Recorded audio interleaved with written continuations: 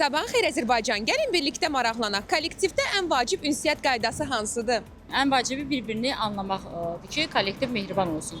Bir-birlərinə hörmətlə yanaşıb kompromisə getməkdə ehtiyacı olan, lazım olan. Yəqin ki, dürüstlük, yoldaşlıq, başqa nə ola bilər? Yalan olmamaq, mehribançılıq, səmimiyyət. Siz hardasa çalışırsınız? Çalışmışam vaxtilə, hal-hazırda yox. Yaxşı kollektiv olub, mehriban. Hə, kollektivimiz yaxşı olub. Düşünürsünüz ki, əsas mehribançılıqdır. Məncə də. Olmasa kollektivi yürütmək olmur axı.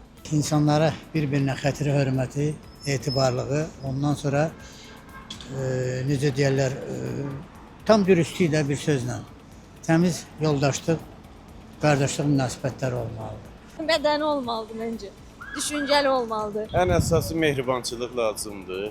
Səmimiyyət, mehribançılıq.